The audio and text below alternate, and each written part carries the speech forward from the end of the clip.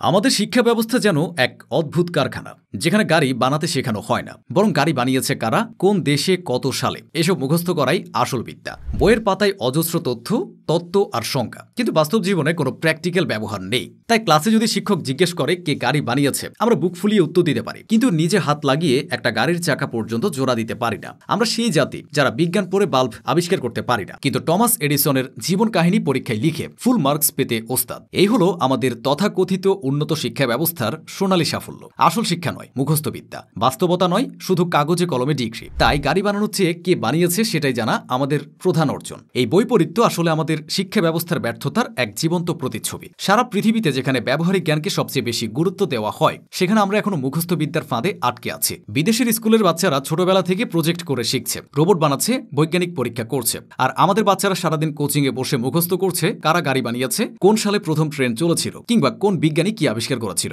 এই কারণে পরীক্ষায় ভালো নাম্বার আসে, কিন্তু বাস্তব জীবনে সেই নাম্বারের কোনো মূল্য নেই। আমাদের শিক্ষার্থীরা স্কুল কলেজ পেরিয়ে বিশ্ববিদ্যালয় পর্যন্ত গিয়ে ডিগ্রি নিচ্ছে, কিন্তু চাকরির বাজারে গিয়ে দেখা যায় তারা কাজ জানে না, শুধু তত্ত্ব জানে। একে কি উন্নত শিক্ষা বলা যায়? শিক্ষা আসলে তখনই কাজে লাগে যখন তা জীবনে প্রয়োগ করা যায়, অথচ আমাদের পাঠ্য বইয়ে সেই প্রয়োগ নেই। আমরা শিখি না কিভাবে কিছু তৈরি করতে হয়, কিভাবে কিছু বানাতে হয়, কিভাবে সমস্যার সমাধান করতে হয়। ফলে বাস্তবতার সঙ্গে আমাদের জ্ঞানের কোনো সংযোগ তৈরি হয় না। একজন মেকানিক্যাল ইঞ্জিনিয়ার হয়তো গাড়ির প্রতিটি যন্ত্রাংশের নাম বই থেকে মুখস্থ করতে পারে, কিন্তু সেই যন্ত্রাংশ হাতে নিয়ে কাজ করতে গেলে হোঁচট খায়। একজন কম্পিউটার সায়েন্সের ছাত্র হয়তো বই থেকে সফটওয়্যারের ডেফিনেশন বলতে পারে, কিন্তু বাস্তবে সফটওয়্যার বানাতে গিয়ে ব্যর্থ হয়। এভাবে কি কোনো জাতি এগোয়? আমরা যদি সত্যি উন্নত জাতি হতে চাই, তবে মুখস্থ বিদ্যা থেকে বেরিয়ে আসতে হবে। শিক্ষা ব্যবস্থার প্র্যাকটিক্যাল শেখানো বাধ্যতামূলক করতে হবে। বাচ্চাদের ছোটবেলা থেকেই হাতে কলমে শিখতে হবে। শুধু কে গাড়ি বানিয়েছে সেটা জানলেই হবে না, আমাদেরও গাড়ি বানাতে শিখতে হবে। আমাদের শিক্ষা ব্যবস্থা প্র্যাকটিক্যাল না হওয়ায় তরুণ প্রজন্মের সবচেয়ে বড় ক্ষতি হচ্ছে বেকারত্ব। ডিগ্রি আছে কিন্তু বাস্তবে কোনো দক্ষতা নেই, এমন শিক্ষার্থী চাকরির বাজারে গিয়ে ব্যর্থ হচ্ছে প্রতিনিয়ত।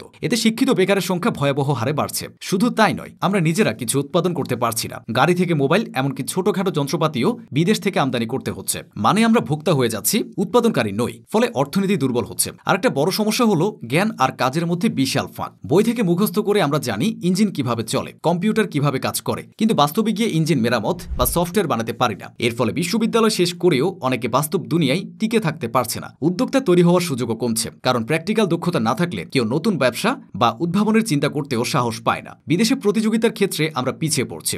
উন্নত দেশের ছাত্ররা স্কুল থেকে হাতে কলমে কাজ শিখছে, রোবট বানাচ্ছে, স্টার্ট আপ করছে, আর আমাদের ছাত্ররা এখনো মুখস্থ করছে কম্পিউটার কাকে বলে। এতে আন্তর্জাতিক অঙ্গনে আমাদের তরুণরা প্রতিনিয়ত হেরে যাচ্ছে। সবচেয়ে ভয়ঙ্কর দিক হলো মুখস্থ নির্ভর শিক্ষার কারণে সৃজনশীলতা ধীরে ধীরে হারিয়ে যাচ্ছে। নতুন কিছু আবিষ্কার বা সামান্য সমাধানে মানসিকতা তৈরি হচ্ছে। সব মিলিয়ে আমরা এমন এক জাতি হয়ে যাচ্ছি যেখানে ডিগ্রি আছে কিন্তু দক্ষতা নেই, জ্ঞান আছে কিন্তু কাজ নেই।